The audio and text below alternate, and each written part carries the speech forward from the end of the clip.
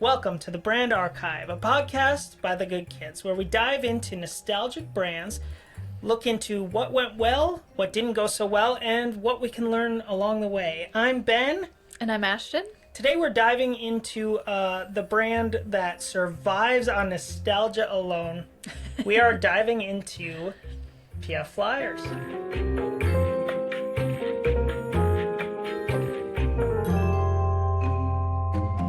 So Ashton, what do you know about PF Flyers? This is kind of a big day for me. Yeah, I know. You're very excited.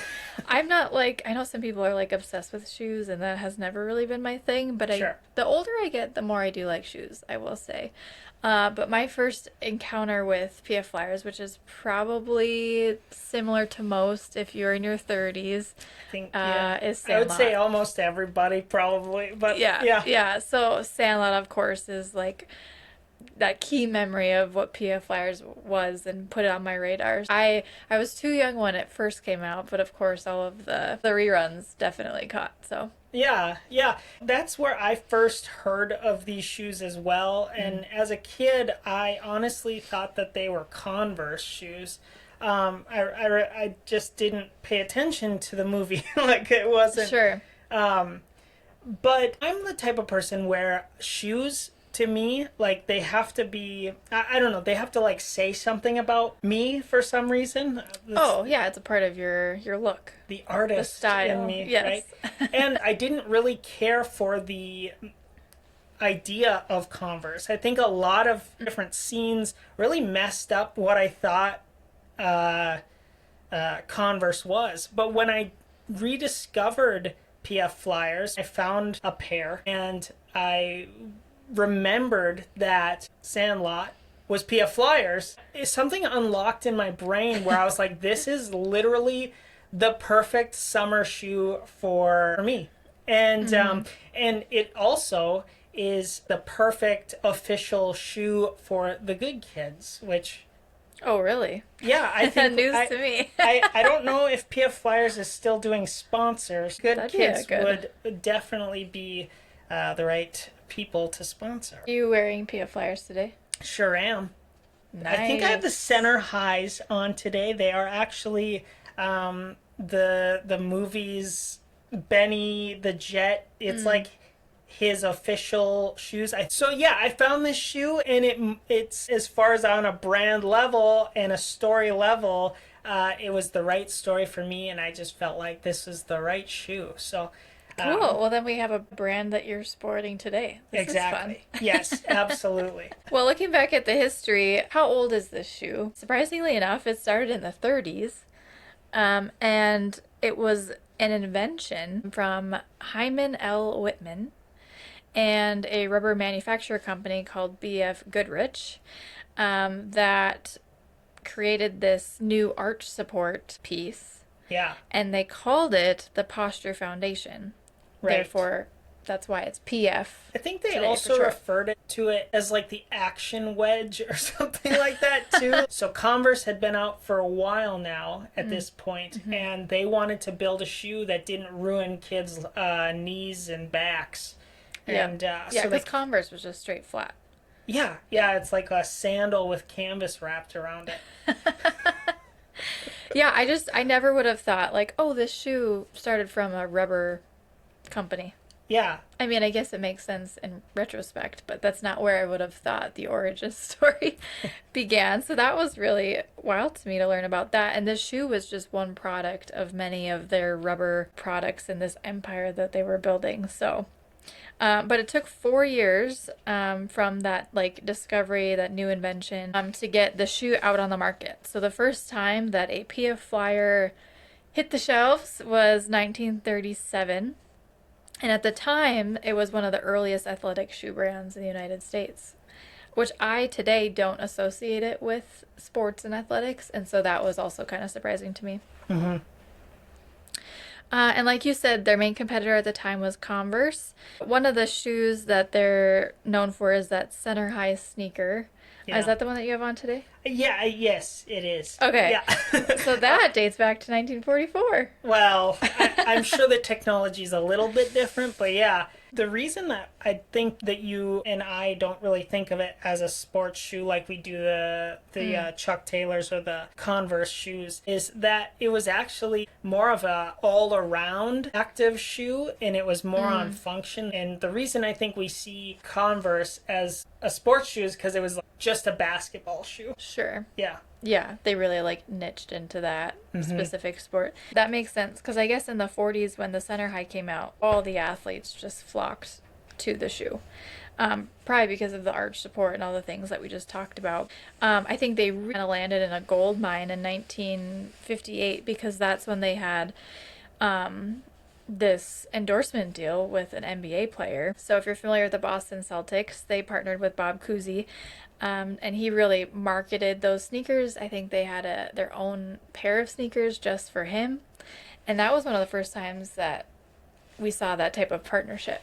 Yeah. The first time a pro basketball player endorsed a shoe. There was one before this, which was Chuck Taylor, who was the pro or the semi-pro guy for Converse. That worked wildly well because in the 60s they were the leading sneaker brand in the United States, especially among kids, which is fun. I kind of wish I would have asked my parents about their experience with PF Flyers, because there's comic books, animated TV shows on featured on Mickey Mouse, really targeting those young audience, and it worked. Yeah, the thing that I think they did really well was they didn't focus on their name being a posture foundation, because how can you even sell that to kids? Yeah. Instead they focused on their tagline, which is run faster, jump higher, and they would build a storyline. So all of their ads were things like an adventure with Johnny Quest, if you're familiar with that, or a lot of times it would just be like a kid in Hong Kong searching around. He runs into a dog, and then the dog has a secret message, and he goes to this place, follows the dog, and then discovers this secret scientist and stops a bomb because he can run faster in those shoes. So yeah, really inspires the brains of these kids to think past the shoe. And yeah, who doesn't want to run faster? Exactly. And solve all the world's problems. Yeah. Who doesn't want to stop a bomb? One thing that also stood out to me, probably because we did a whole episode on NASA, was that because of their connection to aerospace tech, because this company is a rubber company, they were actually the chosen shoe for the second Gemini team at NASA. Yeah. In the 1970s. And then I guess it was the shoe that astronauts would wear when they were off duty. So, again, weird. I don't know if you could say that this is the first shoe brand on the moon or anything like that. You probably can't claim that. No, I don't think so. But it was in space. Pretty sure too, some of the military men wore the shoe as well. So it just is starting to gain traction as the shoe that these types of people wear, right? And it's starting to kind of create its own persona. Well, this was the official shoe of the Army during World War II. So okay, they built boots that are like what you see with the Grounder model. There's a model of the shoe called the Grounder, and that's more of a boot where it has a gusset in it so that dust and dirt and water doesn't get inside the shoe. That is probably a big part of their success also, is having a military contract. Yeah, and it kind of all comes to this climax in 1972 because Converse actually tried to buy PF Flyers, and they actually had a deal nearly finalized, but then the courts decided it would be a monopoly. Yeah. So they threw it out. And then also the owner, I believe, B.F. Goodrich, hopefully I'm saying that right, he exited. And so between the ownership changes and the government saying you can't be purchased, they started to then really enter a season of stagnancy and a lull. And so here they're growing. 60s is super powerful for them, but then 1972 is kind of the halt that they experienced for the next decades to come. So this was like Yeah. where the dark ages for them started. Yeah, I think so. Because they didn't really come up with a new shoe or innovation. They had lots of ownership changes. And that's really too when you look at the shoe industry, like when Nike and Adidas and Puma started to take off was the Yeah. 70s and 80s. So now you also have triple the amount of competition than you did before. It's kind of surprising that they survived that season of their business. Because that's like 15, 20 years of just being kind of hidden. But there was new life for PF Flyers. They kind of were resurrected, I would say, Yeah. because of one thing in 1993.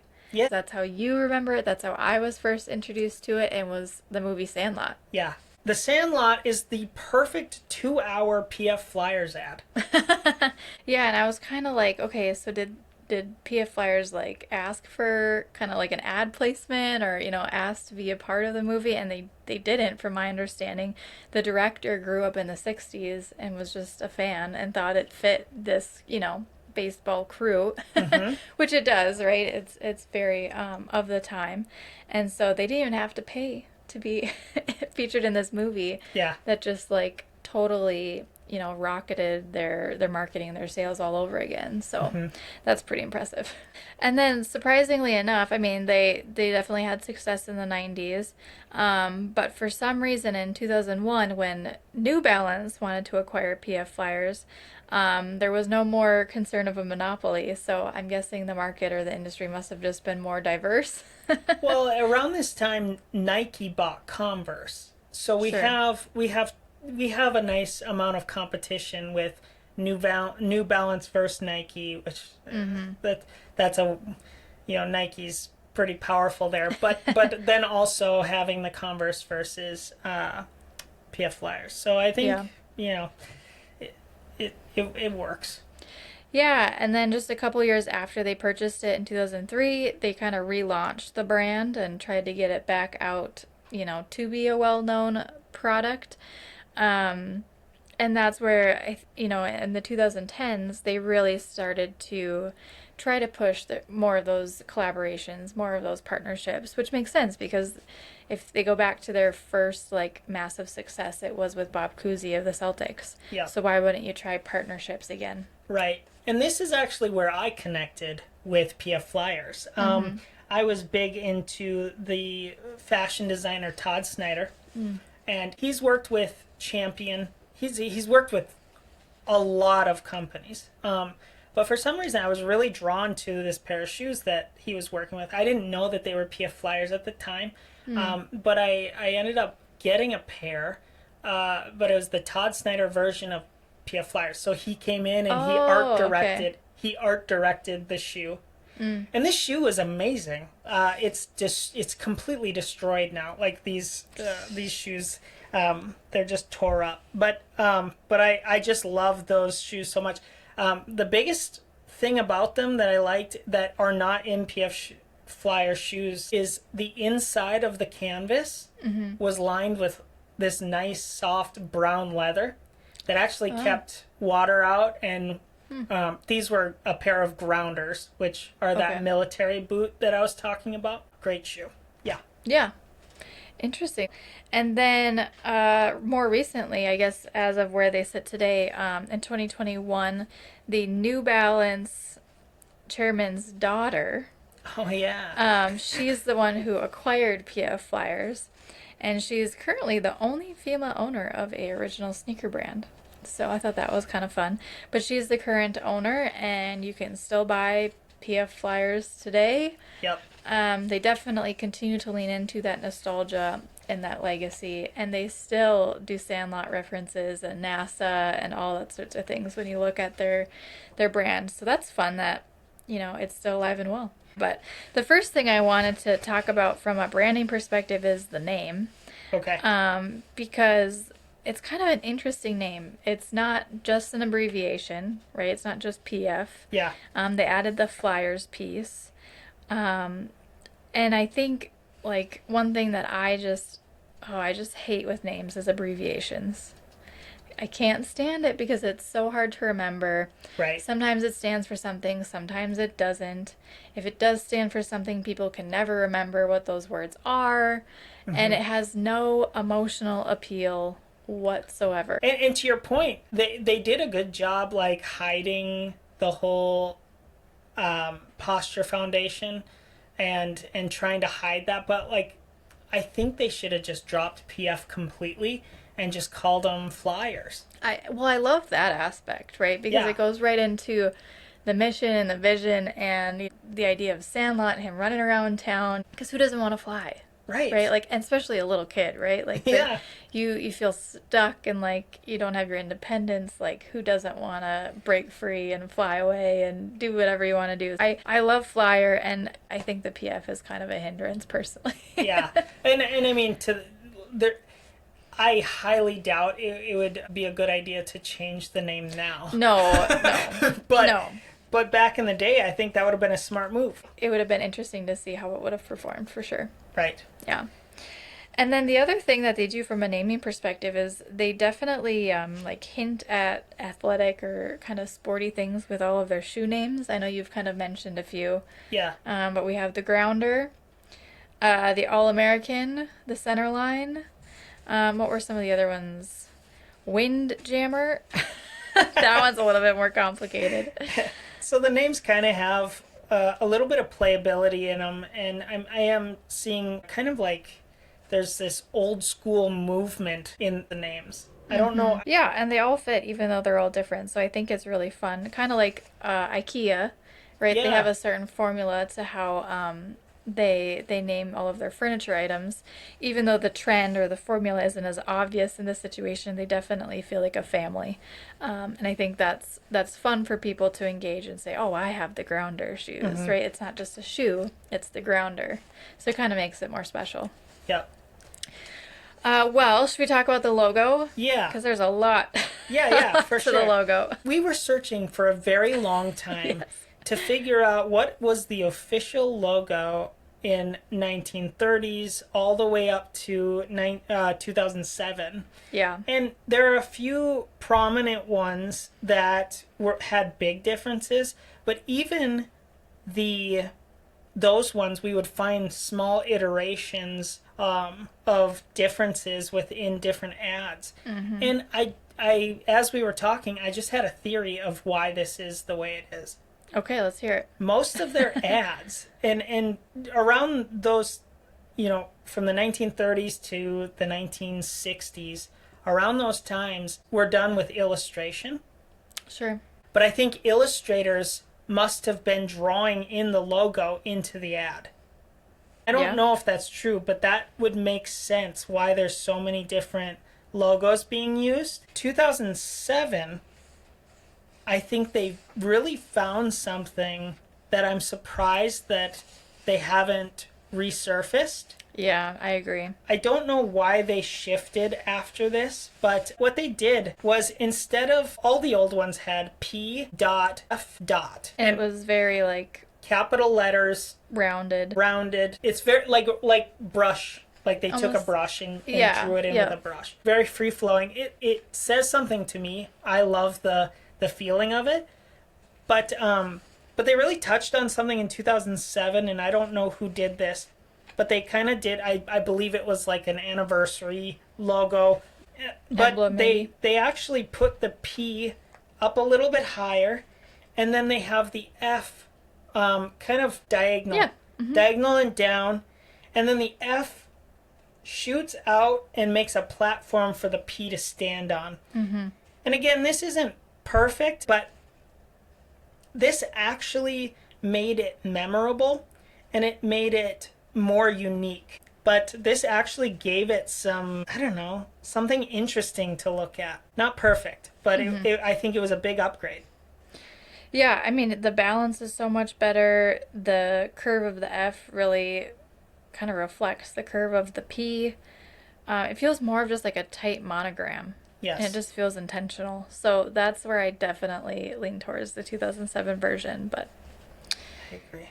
yeah, and then it seems like again, inconsistencies across the board. Yeah. But one of the kind of major milestones that we did find was in 2021. Yeah. And like we talked about, that's when there was new ownership, which is a common indicator for a rebrand, right? Because they want to leave their mark. They kind of want to like steer the ship in a different way. Yeah. And so this is where they do quite a massive pivot from a logo perspective and from a brand. So instead of P.F, they have just an F or a dot after the F. So it's PF dot, and then Flyers is smaller underneath. But it's very geometric because they placed it in a square. Yeah. So it's not in a circle. It's not rounded. There's only one dot. I remember. So I bought those Todd Snyder shoes at one point. And those kind of were getting a little bit run down. And so I was looking for another pair. And I kept stumbling on this logo, this squared off logo. And I, for some reason, thought that this was their brand that they were going to be selling at like a big box store, like a Walmart or like a Costco. I thought it was like their cheaper version. Like what is the iPhone? Is it the iPhone S? Yeah, I'm not an iPhone girly. Okay, so. That's okay. iPhone does this where they have their main product, and then they have, I think it's called the iPhone S, but it's like a pared down version of the iPhone so that you can get it. You can still have the flair of the iPhone, but you're not paying that big price ticket. I don't know why, but I thought that this was that for PF Flyers. And I remember looking at them and thinking that they were really cheap looking. Like, I felt like this is the version they're sending to Kohl's. And you can pick it up for $20 cheaper at Kohl's. Well, in some way it is kind of more minimalist and modern. And so I think sometimes that can kind of go the opposite way from a perception perspective, and it looks cheap. Right. Yeah. So this logo redesign and actually the brand message plummeted sales. Well, yeah, because I guess the entire campaign was not to target athletes and active people, but it was even nostalgia. No, not at all. It was for millennial and Gen Z women. Right. Which is like me. Yes. And all I remember is that it was this shoe in Sandlot. And so it's not very surprising that they received a lot of criticism. That audience didn't latch on to it.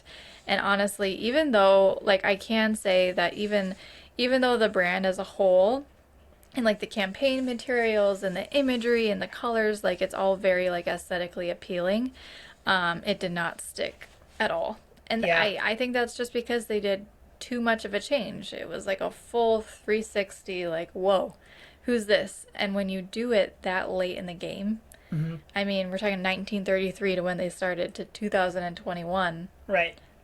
Well, that's a long time after to make that switch. I want to touch on this because last week we talked about Marlboro.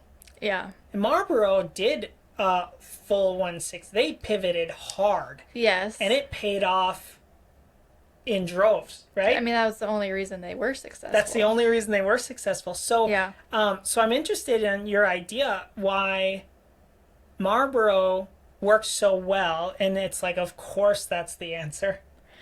And then this one, we do the same type of shift, maybe not as well done, but we do the same type of shift, and it plummets. I think two things, like specifically that, even though they're very similar, stand out to me. And one is that Marlboro did it 20 years into their business after it wasn't already working. Like they hadn't taken off yet. They hadn't gotten super popular yet. And that's because they were targeting the wrong niche. Okay. Right? And so then they made this big pivot.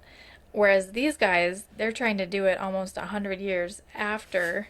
And they've already established, what they're known for and the nostalgia and the legacy, right? Like that was already pre-existing. Yeah. So I think that's a huge, just time. I would love to see the market research or what thought process they went through to fall on that this is what we're going to do. Yeah, I would love to know that too. Like why women and why that generation. Yeah. I'm sure there's some sort of market analysis saying that we want a certain type of shoe. But Right. again, I think it's hard when you are a nostalgic brand and you carry such a strong legacy already. Right. You can't just ignore it and forget it. Like, even if they would have leaned into it to some degree in some format, I think it would have been more successful. But again, they changed like everything. And that's also where Marlboro is different because they had that logo, the logo we know and love today. Well, love, I should asterisk. I love it. Yeah. But they had that Marlboro logo while they were trying to aim at women. Sure. So they kept their logo even though they rebranded towards men. Right. Whereas these guys, they changed absolutely everything. And so, again, it would have been interesting. Maybe the whole rebrand is the same, except maybe they keep the PF Flyer logo. Maybe that would have worked. Maybe. I don't know. Yeah. But I just think it's really dangerous if you already have so much equity and so much recognition to do a full 360 pivot. I don't know if that ever pays off, to be honest. Yeah, when you're playing with such a big budget there, Yeah. manufacturing shoes, that's a dangerous thing to really shift your audience that far. So Yeah, and to expect it to work, I mean, instantly or even in a year or two is crazy because you're changing something that's been around for 90 years. So, Right. So yeah, needless to say, did not go well. So in 2024, actually only a year ago, which I must have missed this when it came out. So I'm surprised that I didn't see it Sure. on my radar. But they reverted, essentially, and they went back to kind of more of the classic vintage looking PF monogram with the two dots and the kind of that brush look that we were talking about. Yeah. But they did update flyers. They kept it a little bit more modern, but they added the lines, going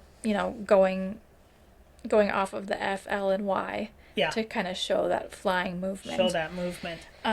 There's There's a great case study on Boca Agency, I believe, was the designer. There's a great case study on there, kind of going over the details.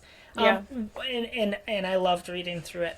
I do wonder why the line quality on the PF is different from the line quality on the Flyers part.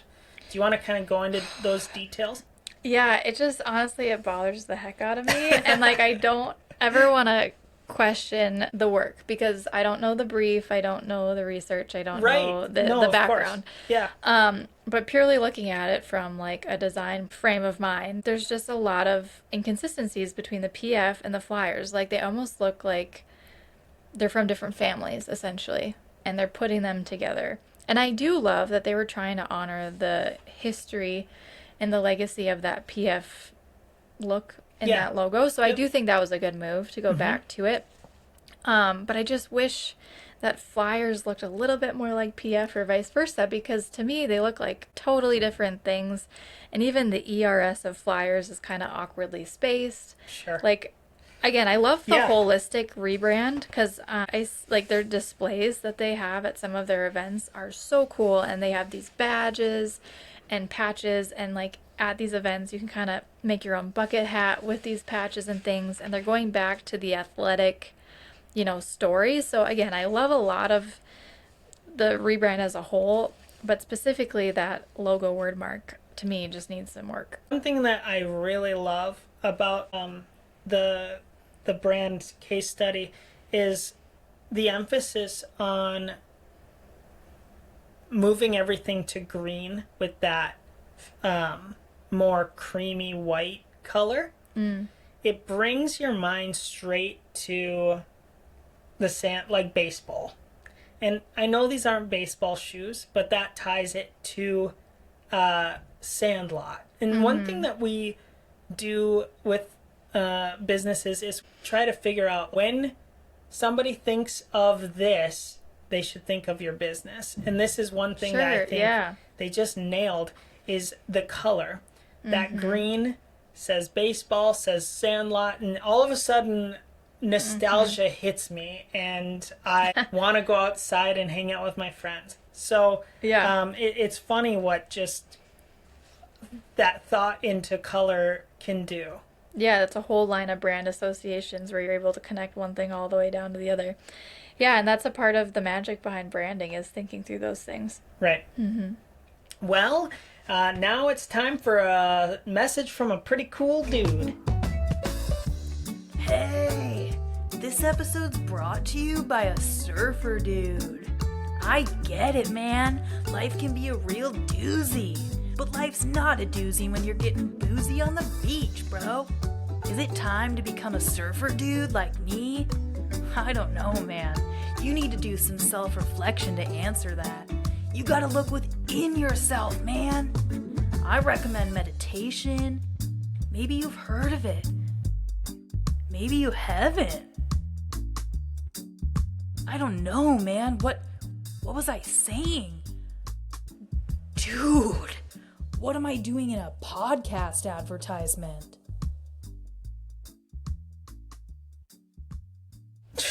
Who let him have an ad?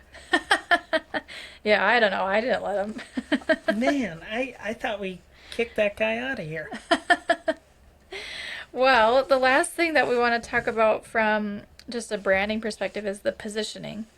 And some of the competitors that were around at the time. Yeah. Because that's definitely a part of why PF Flyers were successful is that they found a differentiator there, right? Because really when we look at PF Flyers and Converse, kind of like the Coke and Pepsi of sneakers. Yeah. At least that's an analogy. Probably. Yeah, and Converse was always the Coca-Cola. They were always, and I don't know how you feel about Coca-Cola, but they were always the top company as far as in the competition between the canvas shoes. So they were always selling the most. And I think there was one other competitor that was Pro Keds, and a lot of people really liked Pro Keds for the sense of that this was the shoe for aspiring pros. So we had Converse, which was for the everyday basketball player. This is like kind of the jock kids who just want a shoe that is for athletics. And it had no frills back then. It was just a very cheap and good shoe for the time. PF Flyers was more health conscious and family oriented. And so they wanted to build shoe that was more all around good. So you could use it for basketball, and technically it was better for you to use for basketball just because of the arch, that wedge that was in it. But Pro Keds was more for the aspiring person who wants to spend a lot of money on a pair of shoes.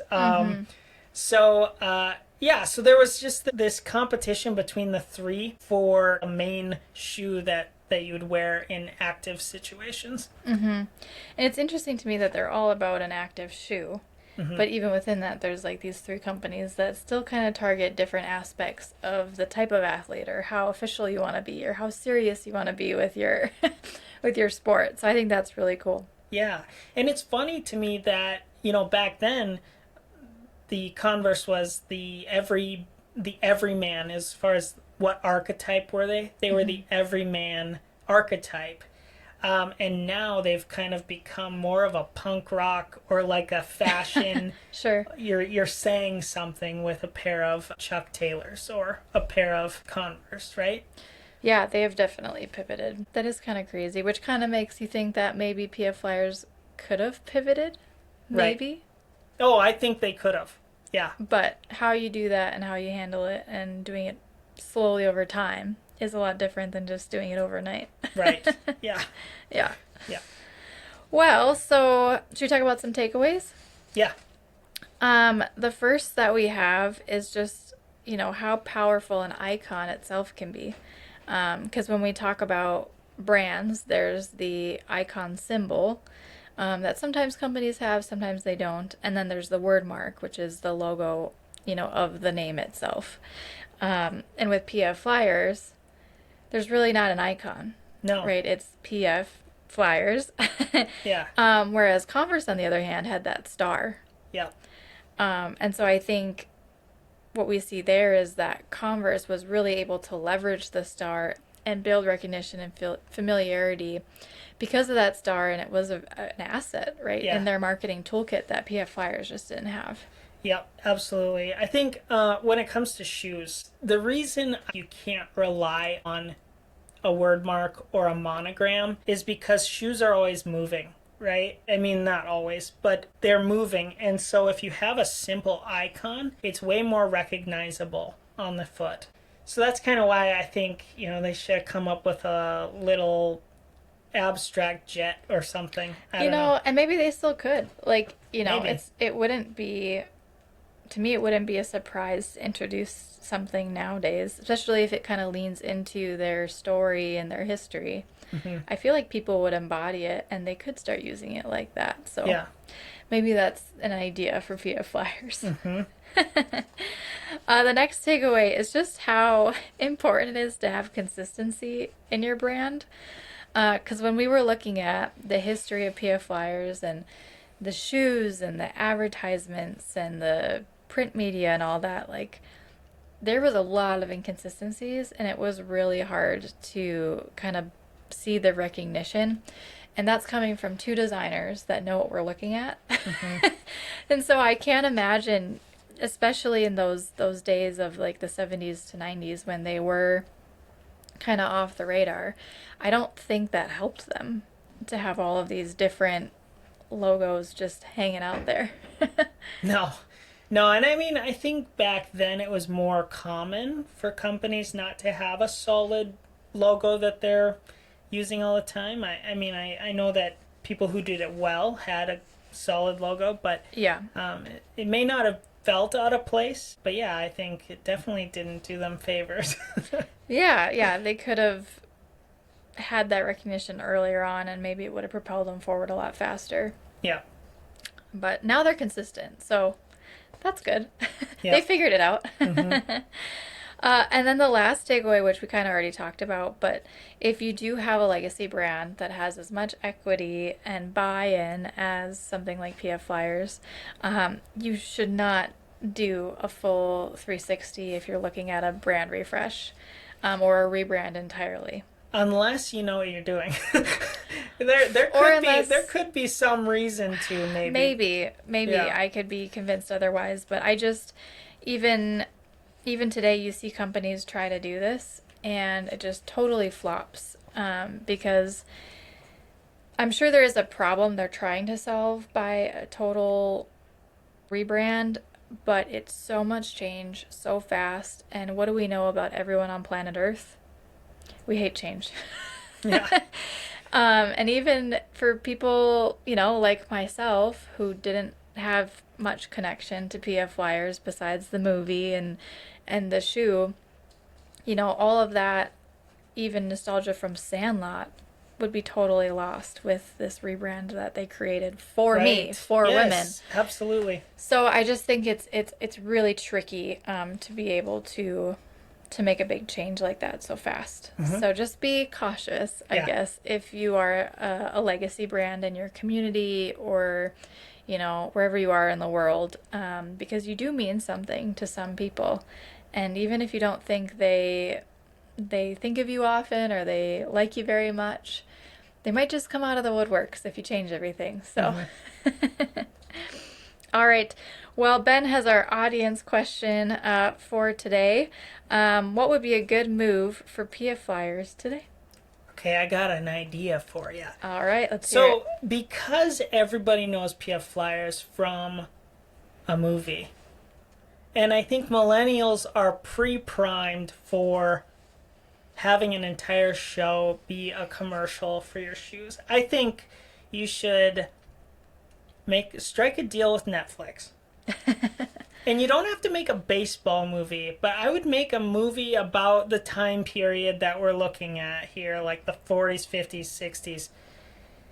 And just have it be about, maybe it's two kids and they're solving a mystery. I don't know, just something that reminds us of what it's like to use our imagination, and have it sponsored by PF Flyers, the film company. You guys could be a shoe company and a film company, And this is what you do. You just make shoes and you make awesome content, awesome movies for people to watch, awesome shows for people to watch. This is probably a pretty bad idea. But if you did it, I would be excited. I know I would. I guess if I had to pick for an idea today, I think it would be the icon. Oh, yeah. You know, they don't have one now, and it would help them tackle the competition a little bit, and it could be something to maybe bring in a new audience like myself. Yeah. Oh, and since we're talking about the icon, maybe a jet is a terrible idea. But what about a little wing on the side? Yeah, that could be fun. But then we're looking at Goodyear. And there's a lot of wings out in the world. There are companies who've done that before. But anyway, yeah. An icon Scratch it. Yeah. Maybe not. Well, that's what we have on PF Flyers. Join us next week as we talk about Trapper Keeper's favorite art style. We're talking Lisa Frank. I know so many people that are excited for this one, so I am too. If you want to hear more from the podcast, be sure to follow us and subscribe wherever you listen, and we'll see you next episode. Bye.